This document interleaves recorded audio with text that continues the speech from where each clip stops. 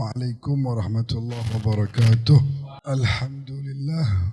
Wassalatu wassalamu ala rasulillah wa ala alihi wa sahbihi wa mawalah. Amma ba'du, hadirin wal hadirat rahimakumullah.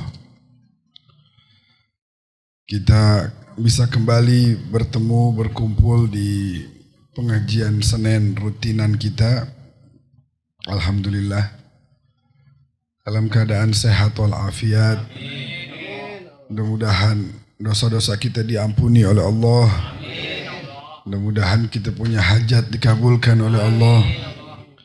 Dan kayak udah kita sering dengar salawat itu, pahalanya begitu besar, begitu banyak. Nanti berkah salawat ini nanti pas ditimbang pahala kita mudah-mudahan lebih berat daripada dosa-dosa kita.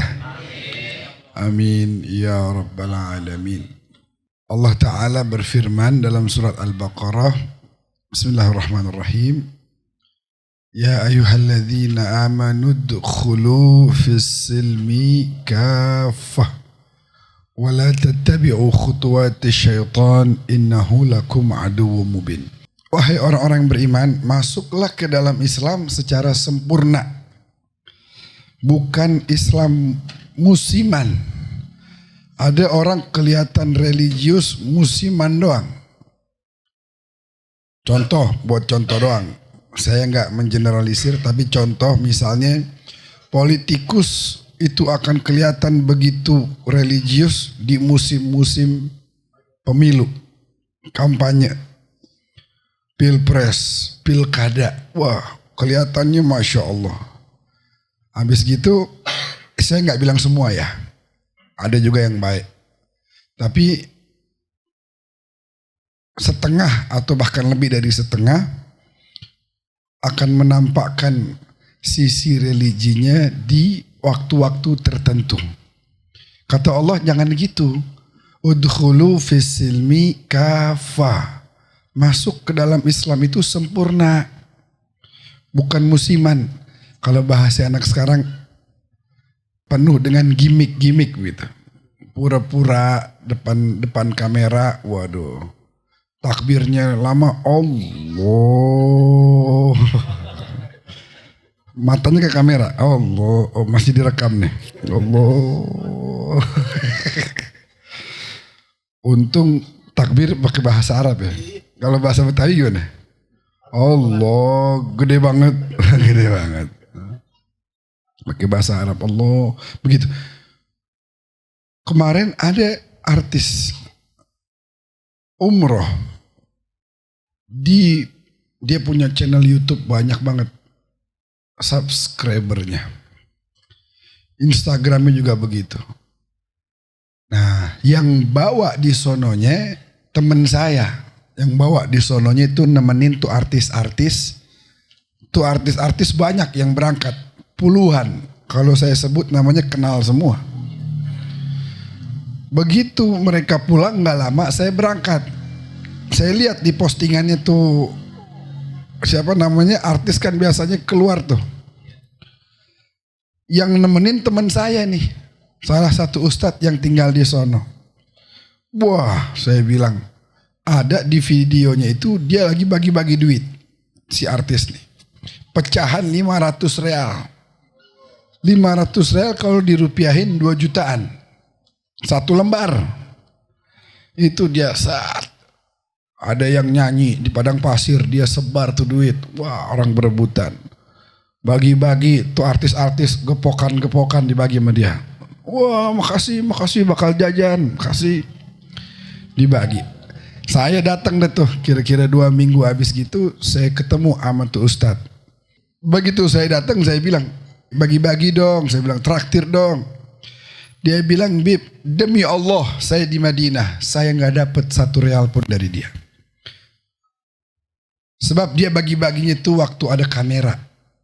Kamera kagak ada, dia kagak bagi. Kebetulan pas dikamerain acara artis-artis lagi pada ngumpul, saya kan minggir.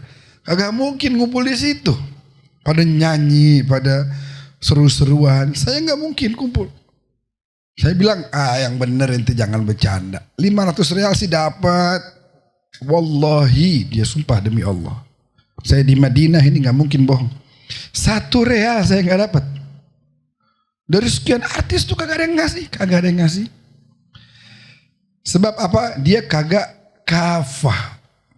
Udkhulu fisilminya kagak kafah. Masuk Islamnya kagak sempurna. Pada momen-momen tertentu aja Allah bilang jangan masuk ke dalam Islam secara sempurna. Ada kamera, nggak ada kamera. Depan orang atau sendirian. Wala tattabi'u khutuwatis syaitan. Jangan ikut langkah-langkahnya syaitan. Sebab innahu lakum aduwwum mubin. Sesungguhnya dia adalah musuh yang nyata. Contoh. Ini ngaji begini nih. Ngaji begini setan demen apa gedek kira-kira? Gedek banget. Ada yang hadir. Bang Tilek kita nih. Datang ke sini. Setan lagi gedek banget. Pakai ngaji lagi dia, Masya Allah. Jadi orang baik dia. Gue mau godain ada di pengajian. Tapi kira-kira setan nyerah apa kagak? Kagak. Kata setan apa tahu gak? Udah lo kagak usah dengerin dah. Tuh Habib Ahmad pakai serak-serak pakai mau ngomong lagi. Udah serak suaranya, udah lo main HP aja, udah main HP. Apa kata setan apa? Main HP aja. Kalau ada yang main HP berarti kegoda sama setan tuh. Wala tattabi'u khutuwatis syaitan. Ada jalan syaitan, ada jalan Allah. Sabilullah atau fi sabilillah, fi sabili syaitan. Nah kita, Allah bilang jalan di mari aja nih. Jalan di jalannya ashabul yamin. Yang nanti kalau ente jalan di sini garis finishnya tuh nanti tuh pintu sorga tuh. Jangan dibelah mari, khutuwatis syaitan, garis finishnya pintu neraka. Ente mau masuk mana? Nah kalau mau masuk sorga, jalannya Allah. Iya. Jadi sekali lagi setan kagak demen banget. Ya anak kita mondokin misalnya. Itu godaan dari syaitan kuat. Kita buka pengajian di rumah. Ada aja orang yang sirik. Kita apa aja dah. Semua kebaikan, semua ibadah. Itu syaitan terus berupaya untuk menggoda kita. Nih contoh sholat. Kalau bisa setan maunya nggak usah sholat sama sekali. Kalau bisa. Udah digodain, udah. Kalau bahasa orang dulu katanya sholat subuh kalau orang udah bangun tapi matanya kagak bisa melek, dikencingin setan matanya. Udah dikencingin matanya sama setan, masih dia bangun. Kudu, ana wudu. Wudu masih digoda lagi. Rebahan dulu bentar. Sepanjang waktunya. Ya, bangun-bangun udah terang udah. Itu godaan setan gak berhenti. Ya mudah-mudahan dia gak sholat nih. Dia mau sholat juga. Ya, mudah-mudahan ditunda dah nanti belakangan dah waktunya. Sebab waktu sholat di awal itu lahu fadl azim. Punya kemuliaan yang begitu besar. Nanti suatu saat kita bahas. Balik lagi. Nah kalau sekalipun kita udah sholat takbir. Allahu Akbar. Nah itu setan gak berhenti, gak nyerah. Dibikin kita kagak khusyuk. Sebab Imam Haddad dalam Nasaih Diniyah wal Wasayal Imaniyahnya mengatakan bahwa pahala yang Allah berikan kepada orang yang beribadah salat sesuai dengan seberapa khusyuk dia dalam menjalankannya. 30%, 30%, 50%, 50%, 70%, 70%. Nah oleh karena itu godaan terus tuh. Ntar udah takbir keingetan aja, ada aja tuh. Ada aja ya. Kunci lah hilang. Ntar malam Prancis, Belgia. Gue megang siapa nih ya? Gue megang siapa nih ya? Udah lagi sholat. Mulut sih komat kamit. Alhamdulillah rabbil alamin arrahmanir rahim. Benzema gak main. Berarti Mbappe ntar tuh yang golin tuh. Ada aja godaan. Gak berhenti, gak nyerah. Nah Oleh karena itu kita sering-sering baca doa Rabbi a'udzubika min hamazati syayatin wa a'udzubika Rabbi an yahdurun. Itu banyak ulama menganjurkan kita baca itu sebelum takbiratul ihram. Biar kita terbebas dari godaan syaitan. Apapun kebaikan pasti ada upaya untuk supaya kita kalau bisa nggak ngerjain, kalaupun ngerjain disisipin. Entar itu sombong lah, entah itu riak lah. Biasanya mulainya bagaimana mulainya? Ane bukan mau cerita nih, biasanya begitu. Ane bukan mau sombong, kebetulan tadi ada si 2 juta ane kasih orang tuh di depan, kesian dia begini-begini. Dia kalau kagak cerita, kayak ada yang ganjel gitu.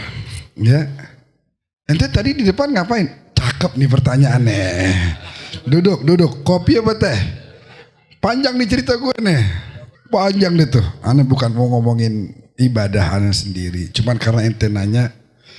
Kalau nggak nanya juga dipancing-pancing biar nanya. Lihat nggak tadi ane di depan tuh. Pokoknya dengan begitu. Contoh yang sering saya lihat. Kita bicara tentang keburukan teman kita sendiri. Padahal teman kita nggak peduli. Saya cerita sama Cang Jenal tentang keburukan Fulan. Cang Jenal kagak peduli. Dan mungkin 1-2 bulan habis itu lupa sama cerita itu. Tapi dosanya saya terus ada. Pahala saya hilang, dosa saya nambah.